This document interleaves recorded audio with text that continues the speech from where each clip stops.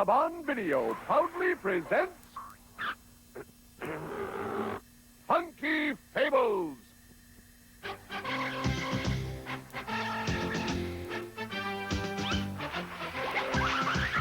Racing across the brightening sea. There goes a ship of mystery, The SS Nautilus is its name. traveling in search of fortune and fame.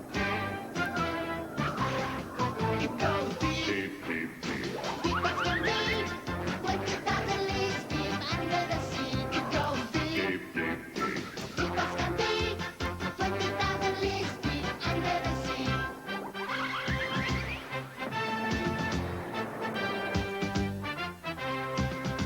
It's made for adventure, experience too, with the captain named Nemo and his fearless crew. It goes Deep, deep, deep, deep. deep as can be. 20,000 leagues deep under the sea. It goes deep, Deep, deep, deep. deep as can be. 20,000 leagues deep under the sea.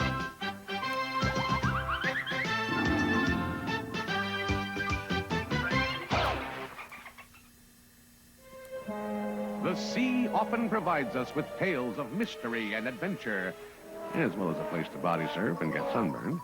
This is one such tale of adventure. Heedless of the ship's warning whistle, a blurry object streaks straight at the fog-bound vessel.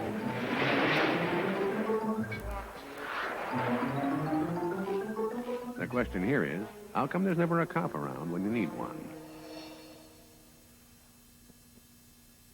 What would have done this? Maybe a seahorse in a real bad mood. I think it was a sea monster! Yeah, that's a logical explanation. Yes, a sea monster. The crowd, gawking at the gaping hole, all agreed that a sea monster was the cause of the disaster, which scared the bejeebers out of our three heroes, Alan, Ned, and little Joey. Hey, that sounds pretty scary, huh? Okay, guys, I think we all got the idea that you're scared. Gosh, Alan, how big of a sea monster do you think it would have taken to make that kind of hole in the ship? It had to be gigantic and able to swim awful fast, Joey. Like a giant horned whale. You know whales aren't able to swim that fast, and besides, they're peaceful creatures, Al. Well, what do you think the sea monster looks like, Smarty? I know, he's a slimy dinosaur. Yeah, like Godzilla. Don't you agree, Joey? Huh, Joey? Uh-oh, wrong question to ask a child with an overactive imagination. Better get on with the story. Hey, guys, you want to know how we can find out what kind of sea monster wrecked that ship? Fast forward to the end of the show. Interrogate a couple of dolphins? See that Navy battleship over there? I'll bet you that the head of the Navy, Lieutenant Colonel Hornblower, is going to order that ship to search for the monster, which he'll probably leave first thing tomorrow. Yeah, so? So we stow away on her tonight. But Alan, that's dangerous. Hey, that's a radical idea, Alan. Well, Joey, are you with us or not? Don't pin me down, Ned. Let me think it over. By that evening, Joey had given in to peer pressure and decided to go along with Alan's fudge-brained idea. It was either that or clean up his bedroom the next day.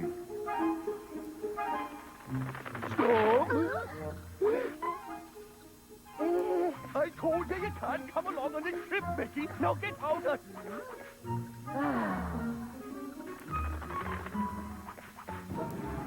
With our stowaways safely stowed away in the ship's storage room, the Navy vessel got underway the next morning just as Alan had predicted. How did he get so smart anyway? Hey, Ned, why don't you stop feeding your face and come and enjoy the view? I can enjoy the ocean view from right where I'm sitting, dude. You better leave something for the crew to eat. The first day passed without event, though Joey did get seasick after Ned forced him to taste the keel bass sausage that was looped around his neck.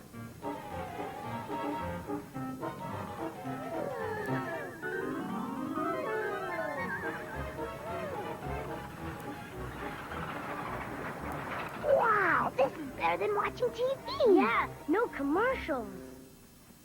The sun sure goes down quick here.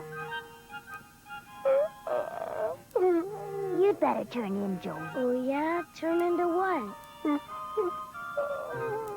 10 minutes later, all three boys were soundly asleep. Very soundly. Oh, my aching back. Oh.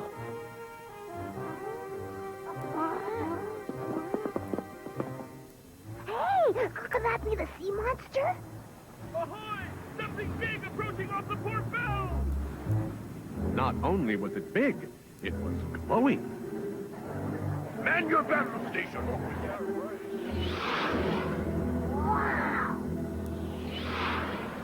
This was serious.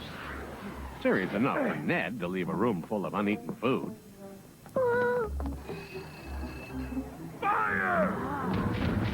Most of the sailors on board had flunked gunnery school and were in the middle of taking night classes when this whole sea monster business came up. These guys couldn't hit the broadside of a barn. Bye-bye, battleship.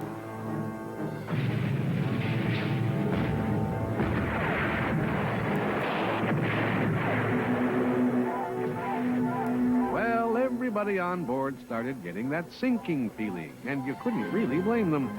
After all, it's not every day that you fire off 1,000 or so cannonballs and totally miss what you're shooting at. Things don't look too promising for our three young heroes. Those swimming lessons at summer camp sure came in handy. We weren't on the passenger list, so they won't miss us. They're leaving without us. What do we do? Now we're stuck out here forever and ever. Ah! Huh? Don't look now, but I think something's going under our feet, guys. It's the monster. No, it isn't, Ned. I think it's some kind of boat. At least it's floating. Yo, anyone home? Hey, we could tap out a message if one of us knew Morse code. Yeah, but we don't, do we? I think we'd better get out of here before somebody catches us. Hey! Oh! Just as Alan feared, the boys were caught and were pulled into the bowels of a strange underwater vessel, which we'll call a submarine, although it hadn't been invented yet. They were horrified to find themselves confronted by a shaggy bear of a man. Or was he a man of a bear? Whatever. Allow me to introduce myself. I'm Captain Nemo, and you three have had the good fortune to come aboard my ship, the Nautilus. No jokes about the exercise equipment. I've heard them all, so if you're thinking about cracking one, forget it. Now you three can hold up your end of the conversation by thanking me for saving you. You sunk our ship, didn't you? We sure did, Fatso. So why should we thank you for saving us? I was merely defending myself. Your vessel shot at me first, you know. Yeah, I guess you got a point there. That's right. Now make yourselves comfy. You'll be staying here a while. What do you mean, staying here a while? Let us go! I can't let you go. You see, no one in the outside world knows of the existence of me, my crew, or the Nautilus. If I let you go, I doubt you'd keep my secret. Oh, we give it a try. Oh, no! How are we ever gonna find our way out of this old sardine can? Use a can opener. Turning on the crocodile tears won't help, so just stifle it, will ya? We're gonna have to stay on the good side of this Captain Nemo and hang out while we look for a good way to escape. Is everyone agreed? Oh, yeah? I don't think he has a good side to stay on.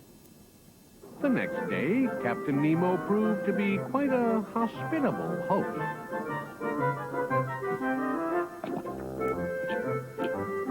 What do you think of the cuisine on the Nautilus? Does it meet with your approval, Ned? It's tubular. Outstanding. I like the crab, and the sautéed seaweed was wonderful. What's this pudding made of? It's great. We chop up one giant sea worm, add 2 seahorses and some milk. You like it? Now we're going for a little stroll in the ocean. Come along. A stroll? Do I look like Jacques Cousteau? The thought of walking in the ocean dampened Ned's spirit. So what's this overgrown flounder gonna do, Alan? Make us walk the underwater gangplank? This Captain Nemo fella is making it very hard to stay on his good side. How could Captain Nemo be so uninformed? Doesn't he know you're not supposed to go swimming right after eating? Our three young adventurers have encountered a good bit more excitement than they bargained for. It's rapidly becoming downright breathless. Don't make us walk the gangplank, Captain. We're too young to drown. You won't drown in these. Hey, what kind of outfit? Hey, who turned out the light? I have outfitted you boys in underwater diving gear of my own invention, patents pending. These suits are thoroughly insulated to keep out the cold. And notice the flashy colors. Come on, let's go. And by the way, submarines don't have gangplanks.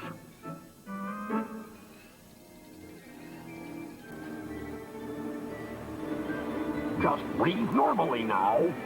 Yeah, right. Give me a break. Using small hidden jets powered by natural gas, also patents pending, Captain Nemo led our three heroes down to the ocean floor. Boy, this gear felt like it weighed a ton when we were in the submarine, but now it feels as light as a feather. I feel so light and bouncy.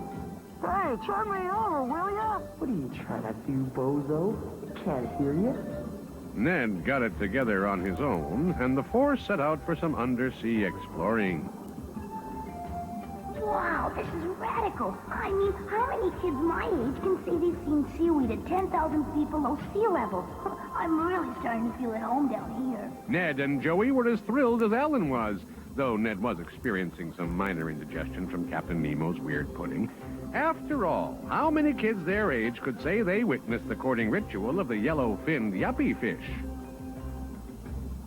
They encountered schools and schools of tuna fish, whitefish, catfish, gefilte fish, lots and lots of schools. High schools, junior high schools, night schools, fish coming home from a hard day at the office. I don't want to carp on this, but they must have been in the middle of fishy rush hour.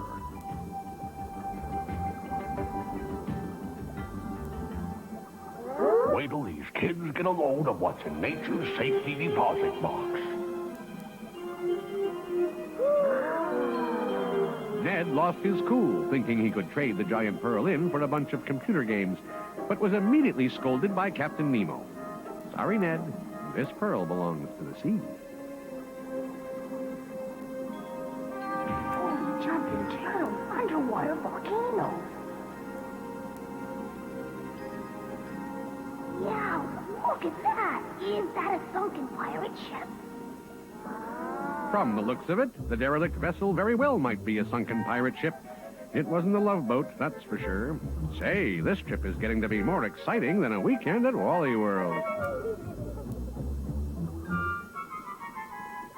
And from the looks of that treasure chest, this trip might start paying some dividends after all. Yep, those will make some nice Mother's Day gifts.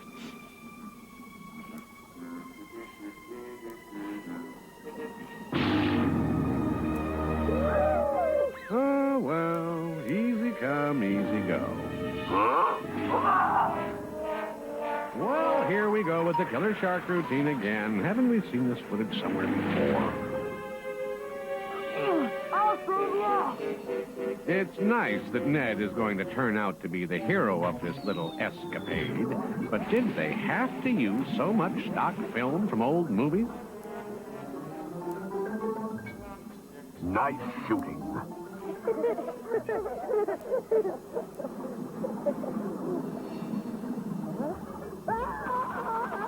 All right, a giant octopus. Now that's more like it.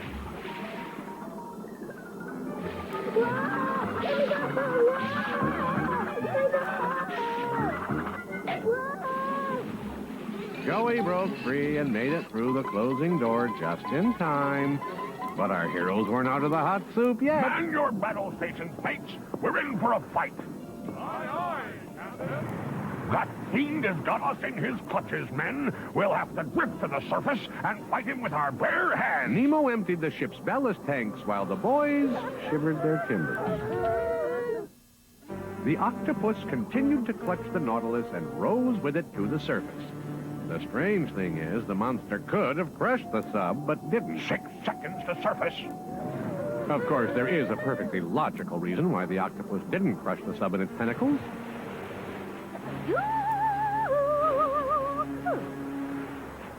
This is it, men. Let's open the hatch.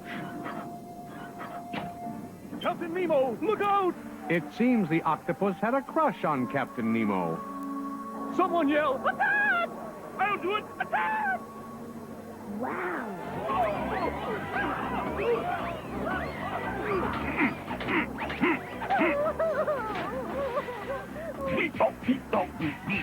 Ow! Let me shoot it! You can't use that gun. You might hit the captain with a stray bullet. Launch another attack! Here we go again!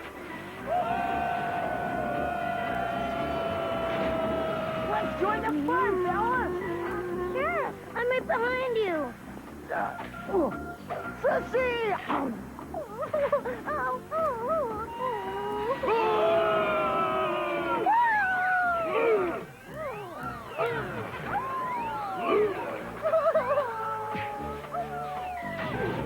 Nemo's men finally got their offensive strategy together and gave the marauding monster mollusk her lumps. No one seemed to notice where Nemo wandered off to, but that's showbiz.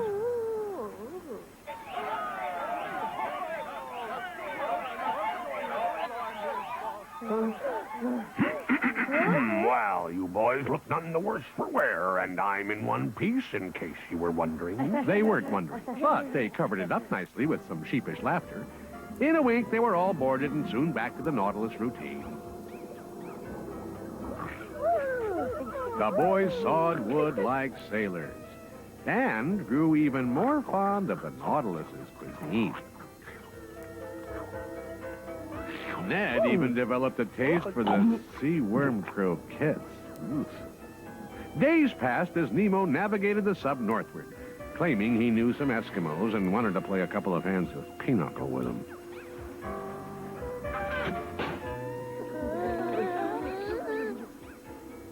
Gotten that chilly.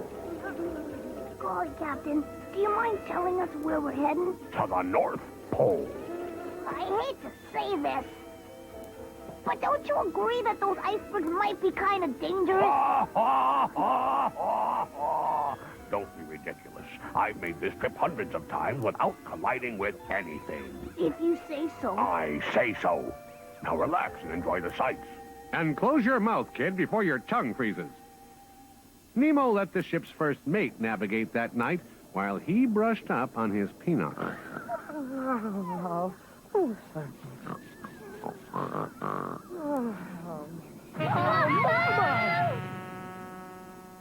Trapped by an iceberg traffic jam.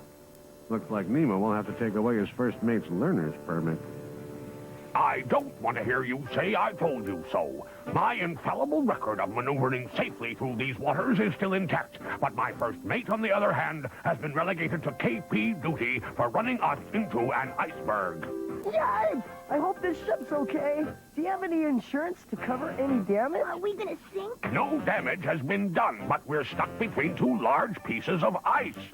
And I don't have insurance. Nemo and his men donned their special nuclear-powered thermal diving gear, U.S. patent number 63849, and went out to attempt to free the Nautilus from the ice.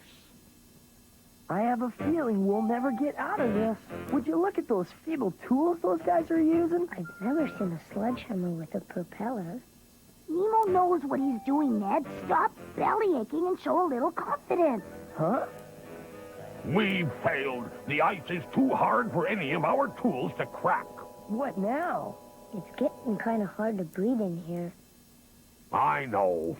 You see, I had ordered that idiot of a first mate to surface so we could take on fresh air. Instead, he got fancy and maneuvered us into this predicament. Does that mean we're gonna run out of oxygen, Captain? I'm afraid we will, Ellen.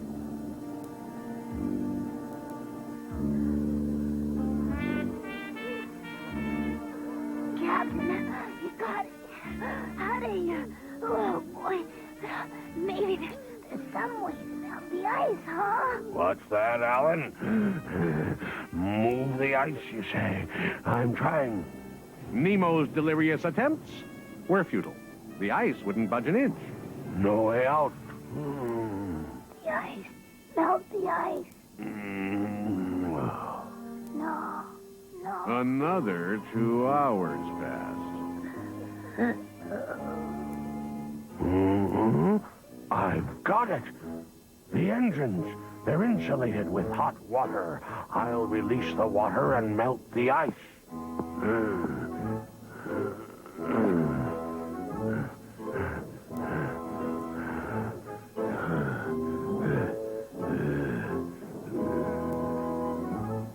The lever,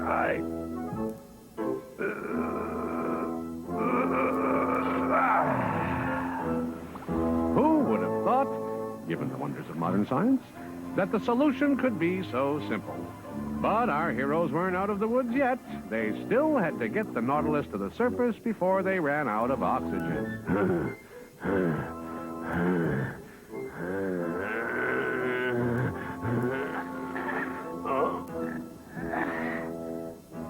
Alan.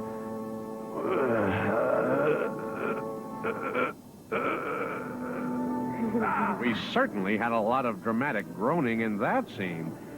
But that's what you can expect from a couple of guys competing for Best Actor awards.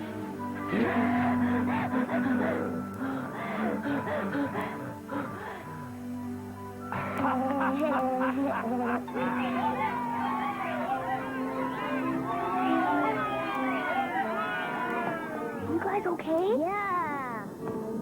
Hey, dude, this choking business is a little close for comfort, you know what I mean? What do you think about trying to escape? What the heck are you humming about, Alan? Captain Fatso and his crew almost got us killed a little while ago, and it could happen again. Come on! Use your noodle! We gotta get off of this tub. Alan pondered the issue as the Nautilus headed for warmer waters. What was that? Nemo had returned to the waters where he had first picked up the boys.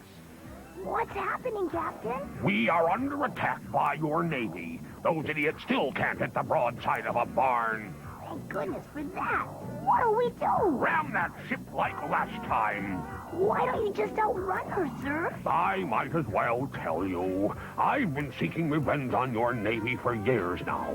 20 years ago, I lost my fortune betting on an Army-Navy football game. Navy lost. Alan protested that that was a pretty petty reason for revenge, but his pleas fell on cauliflower ears. Nemo went ahead and slammed the Navy ship with the Nautilus anyway.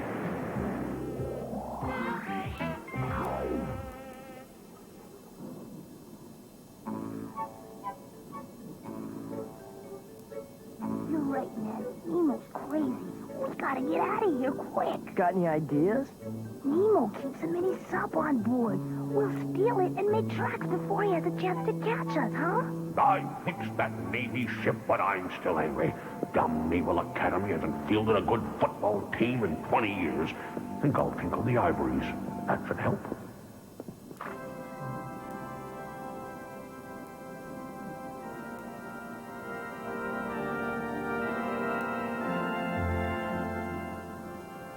He's good. But can he play jazz? Alan wasn't about to stick around and find out. He and the boys found the mini sub.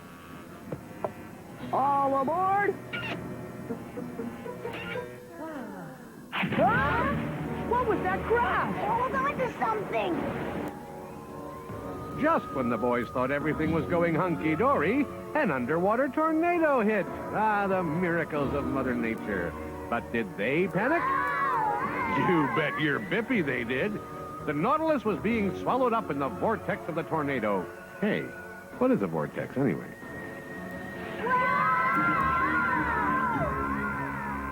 Well, that's over.